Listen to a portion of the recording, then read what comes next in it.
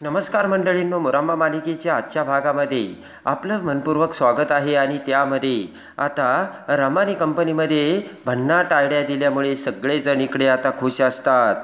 आणि जान्हवी, रमाकांत आणि आभ्या देखील खुश असतात. तर तेवढ्यात रमा आता चहा घेऊन सगळ्यांना हॉलमध्ये येते. तर आता सगळेजण रमाला खुर्चीवर बसवतात आणि म्हणतात की रमा, अगं तू खूप छान आयडिया दिली म्हणे कंपनीत, सांग ना आम्हाला काय आयडिया दिली.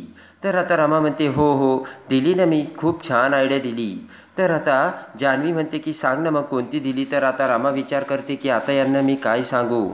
आभ्या म्हणतो की तू सांगितलं ना ते हेल्दी फूड आणि ते सगळं. तर रमा म्हणते ही तर माझीच आयडिया आहे. आभ्या म्हणतो की म्हणजे. तर डोक्याला हात लावत रमा म्हणते की म्हणजे मलाच आश्चर्य वाटलं, रमासारखी ही आयडिया मला कशी सुचली ते. आणि त्यानंतर आता आभ्या म्हणतो की एक्झॅक्टली, म्हणजे ही माहीची आयडिया आहे, रमाची आयडिया नाही आहे. आणि ते ऐकून आता रमाला धक्का बसतो. तर विषय टाळत आता रमाकांत म्हणतो घ्या घ्या चहा घ्या. आणि रमासुद्धा आभ्याकडे बघत म्हणते की आभीदादा चहा घ्या ना, आणि आभ्याला चहा देते. आभ्या आता रमाकडे बघत पुन्हा विचार करू लागतो. इकडे आता अक्षय त्याच्या बेडरूममध्ये फोनवरती बोलत असतो. अक्षय म्हणतो की हे बघा, आपले सगळे प्रॉडक्ट आता युरोपपर्यंत पोहोचले पाहिजे आणि त्यासाठी जी क्वालिटी पाहिजे ना ती सगळे आता आपल्याला द्यायची. आणि आपल्याला सगळे आता हेल्दी प्रॉडक्ट द्यायचे. हे हा विषयसुद्धा तुम्ही डोक्यात ठेवा, असे अक्षय आता मोबाईलवर सांगत असतो. आणि तेवढ्यात आता रमा तिथे येते. रमा तिथे येताच आता अक्षय रमाला कॉटवर बसवतो आणि म्हणतो की रमा ऐक ना, बस बस, आणि मी तुला एक सांगतो. आज ना कंपनीमध्ये माझी एक मीटिंग चालू होती आणि मला एका मुलीने मीटिंगवर असे सजेशन दिले ना की मला ते सजेशन खूप आवडलं. आणि तिचं नाव माई होतं आणि तिचे हात वगैरे अगदी तुझ्यासारखी सेम होती, तिची आयडियासारखी तुझ्यासारखी एकदम सेम टू सेम होती. अक्षय म्हणतो की तिची डोळ्याची रचनासुद्धा तुझ्यासारखी अगदी सेम टू सेम. मला एक सेकंद असं वाटलं मी माझ्या बायकोसोबतच बोलतो की काय. रमा आता ते सगळं ऐकत असते. आणि एक सेकंद मला असं वाटलं की ह्या सगळ्या आयडिया तर माझ्या बायकोसारख्याच आहे. तेव्हा मी तुम्हाला विचारण्यापेक्षा माझ्या बायकोलाच विचारेल ना, असं मला वाटलं होतं. अक्षय असं आता रमाला सांगू लागतो. आणि अक्षय म्हणतो की पण त्या मॅडमचं ना इंग्लिश खूप चांगलं होतं आणि नंतर मला कळलं की त्या दुसऱ्या आहे म्हणून. रमा म्हणताय की तुम्ही काय सांगताय ना तेच मला काही कळत नाही आहे, तुम्ही बघितलं का तिला. आणि अक्षय म्हणतो की नाही ना, अगदी प्रोफेशनल बाई होती ती, पण अगदी विचित्र वागली. आणि मीटिंगला कुठे असं कोणी मास्क लावून बसतं का, असे अक्षय आता रमाला बोलतो. आणि अक्षय म्हणतो की अगोदर त्या कॅमेरा ऑफ करून बसल्या होत्या, नंतर मी त्यांना सजेशन दिलं कॅमेरा ऑन करा म्हणून, आणि नंतर ऑन केला तर असा मास्क लावून बसल्या होत्या त्या.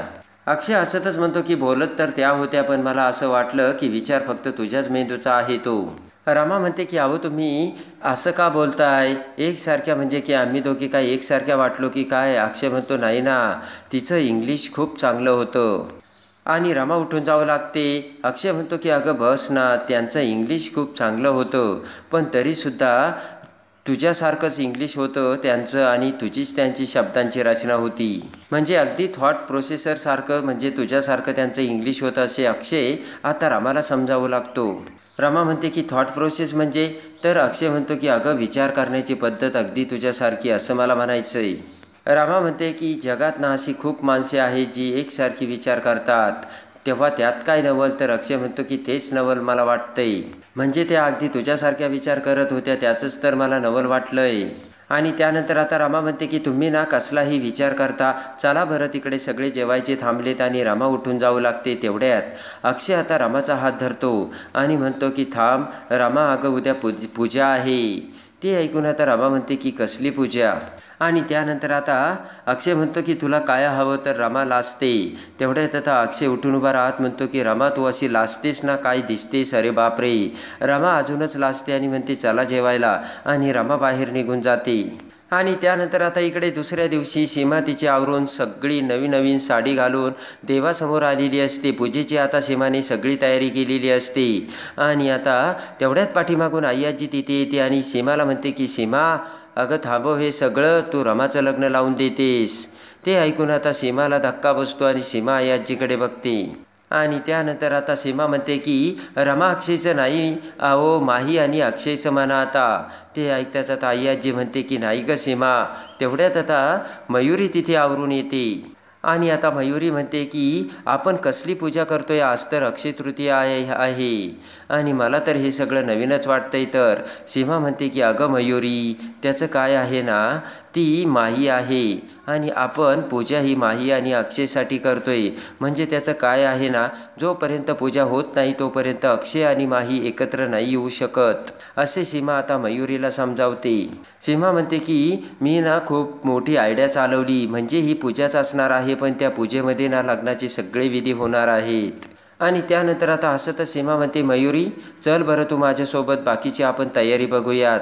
मयुरीला घेऊन आता सीमा तेथून निघून जाते. तर आई आजी त्यांच्याकडे बघू लागते. त्यानंतर आता आई आजी विचार करते की अरे देवा, आई आजी म्हणते की देवा, हे तर आता सीमा अति करते आणि मी जर आता सीमाला काहीतरी सांगितलं तर सीमा यामध्ये अजून घोळ घालेल, असे आता आई आजी विचार करते. इकडे आता आई आजी म्हणते की मला पक्क माहीत आहे की रमा परत आली, पण मी अजूनही पुरावा नसल्यामुळे हे सिद्ध करू शकत नाही की ती रमा आहे म्हणून.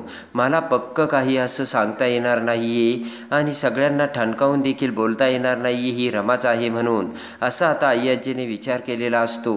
आणि त्यासाठी मला पुरावे गोळा करावे लागतील, असा आता आई आजीने विचार केलेला असतो.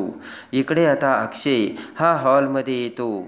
तर तिथे आता पूजेची मांडणी झालेली असते आणि रमाकांत सोफ्यावर बसलेला असतो.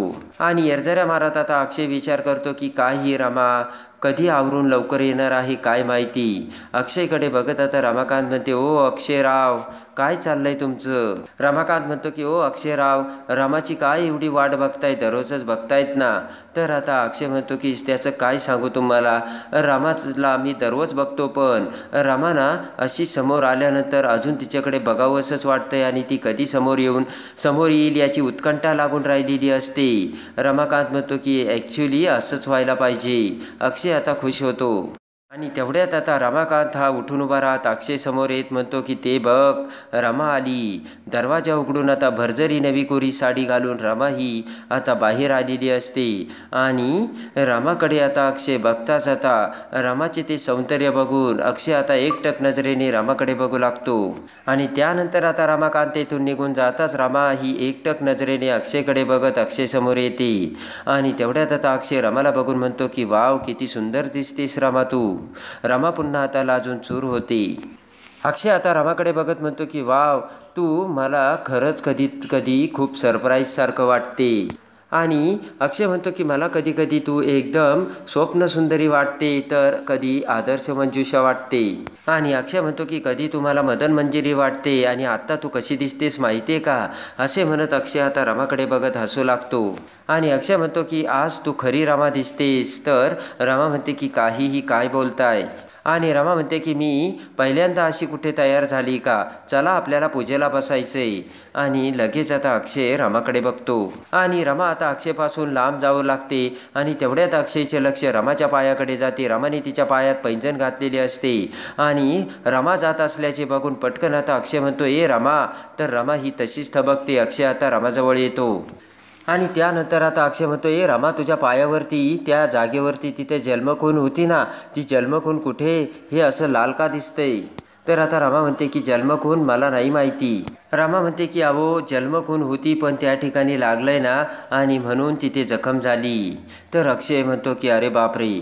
रमा म्हणते की तुम्ही बघितलं का. तर अक्षय म्हणतो की असं चालताना दिसलं. आणि जे आता दुखतं का. तर रमा म्हणते ठीक आहे, आता दुखत नाहीये. आणि त्यानंतर आता पूजेची सगळी तयारी करून गुरुजीसुद्धा तिथे आलेले असतात. आणि आता सीमा, आई आजी, मयुरी सगळेजण तिथे येतात. त्यानंतर सीमाने आता रमासाठीचे ते सगळे दागिने आणलेले असते आणि पटकन आता सीमा ते सगळे दागिने रमाला देते आणि म्हणते की रमा ही दागिने घाल. आणि त्यानंतर आता रमा त्या दागिनेकडे बघत म्हणते की आई याची काहीच गरज नाही आहे.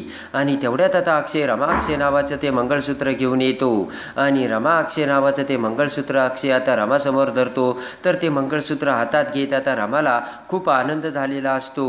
आणि लगेच रमा म्हणते की माझं रमा अक्षय नावाचं मंगळसूत्र. आणि सीमासुद्धा आता रमाकडे बघत खूप खुश होते. आणि त्यानंतर आता अक्षय म्हणतो की याचीसुद्धा गरज नाही आहे का तुला. रमा आता ते मंगळसूत्र बघते, खुश झालेली असते. आणि त्यानंतर रमा ही अक्षयकडे बघते आणि लगेच आता रमा म्हणते की हे मंगळसूत्र माझं जीव की प्राण आहे. ते ऐकून अक्षय खूप खुश होतो. इकडे आता जान्हवी ती मोबाईलमध्ये व्हिडिओ शूटिंग काढत असते. तर आता रमाकांत आणि आई आजी रमा आणि अक्षयकडे बघत असतात आणि त्यानंतर आता अक्षय रमाला म्हणतो की या अक्षय तृतीयेला माझ्याकडून तुला हे गिफ्ट.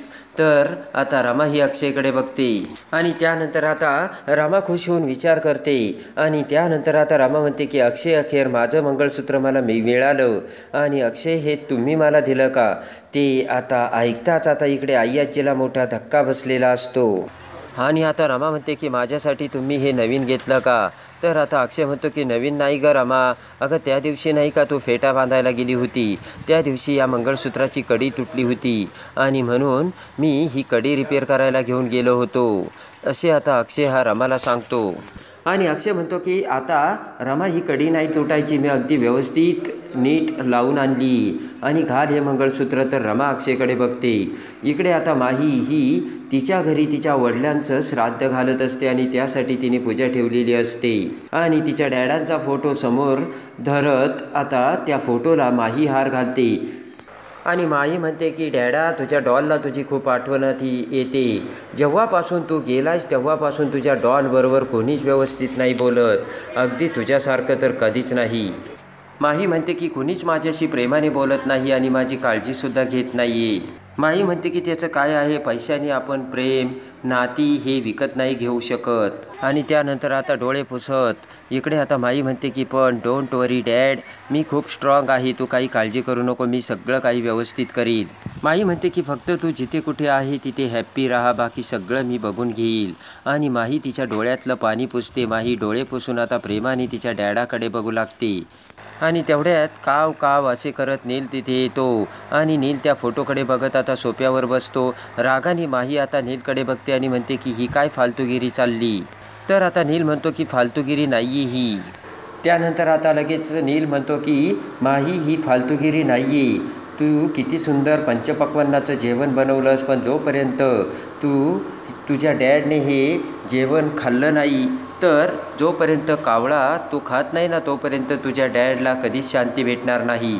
तर आता माही म्हणते की तसं काही नसतं. तर तेवढ्यात देविका तिथे येत म्हणते की असंच असतं माही. आणि त्यानंतर आता देविका म्हणते की एक काम कर माही, ही प्लेट घेऊन बाहेर नेऊन ठेव, मग तुझे डॅड कावळ्याच्या रूपात येतील आणि मग ते त्याला खातील आणि शिवतील ना.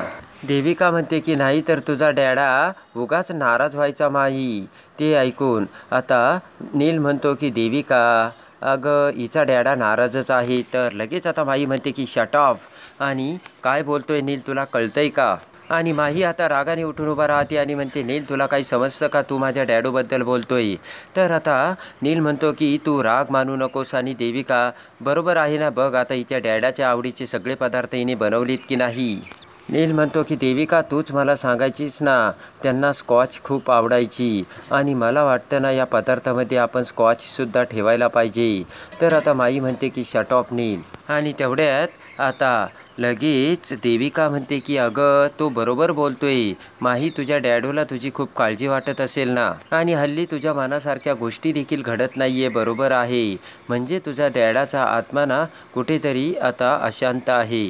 देविका म्हणते बघ ना, म्हणजे आम्ही तुला घर दिलं, पैसे दिले, पण तरीसुद्धा काही गोष्टी तुझ्या मनासारख्या नाहीच होत ना रमा. आणि आता देविका म्हणते बघ ना, रस्त्यावर तुला कुठे कावळा तरी दिसतो का, कुठेच कावळा नाही आहे. माही आता रागावते आणि म्हणते की देविका तू काय बोलतेस. तर देविका म्हणते हो मी अगदी बरोबर बोलतेस ना, बघ बरं कुठे कावळा आहे का, आणि कावळ्याच्या रूपात तुझा डॅड तरी येतोय का. आणि माई म्हणते की तुझी एखादी इच्छा अतृप्त आहे असं मला वाटतंय. आणि तेवढ्यात नील म्हणतो की आहेच तिची एखादी इच्छा अतृप्त, आणि हिची इच्छा अतृप्त आहे ना, हिला लग्न करायचं आहे आणि तेही अक्षयसोबत. तर देविका आता मोठमोठ्याने हसू लागते. नील म्हणतो की आहे की नाही हिची इच्छा अतृप्त.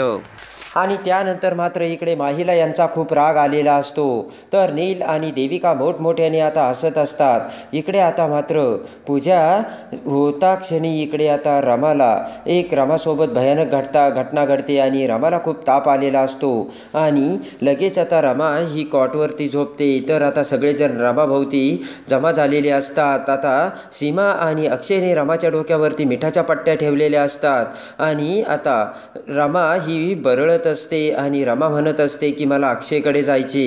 अक्षय कुठे, मला अक्षयकडे जायचं. आणि ते ऐकून आता सीमाला मोठा धक्का बसलेला असतो. नैनासुद्धा आता तिथे आलेली असते. तर आता सीमा नैनाकडे बघत खुणावते आणि म्हणते की ही खरंच बोलू राहिली. आणि पटकन आता अक्षय ही मिठाची पट्टी आता बाजूला करता क्षणी रमा पुन्हा म्हणते की मला अक्षयकडे जायचंय. तर आता अक्षय म्हणतो काय म्हणालीस रमा. तर इकडे आता सीमा ही नैनाला सांगत असते की ती झोपेतच काहीतरी बरळते. आणि सीमा आता नैनाला म्हणते की ती झोपेतच बरळून सगळं काही सांगून टाकणार आहे ना. आणि मग अक्षयला तर सगळं कळणारच आहे ना. त्यापेक्षा अगोदरच आपण अक्षयला सगळं सांगून टाकूयात ना, असे सीमा आता नैनाला बोलते. आणि लगेच आता इकडे अक्षय रमाला म्हणतो की रमा तू काय म्हणालीस. तर आता रमाचे खरे सत्य अक्षय समोर येऊन आता सीमा आणि नैना अक्षयला ती रमा नाही तर माहीस आहे हे सांगणार का. तर अक्षय आता खऱ्या रमाला ओळखणार का हे बघण्यासाठी आणि मुरांबा मालिकेच्या डेली अपडेटसाठी बेल नोटिफिकेशनवर क्लिक करून आपल्या चॅनलला लाईक करा, सबस्क्राईब करा.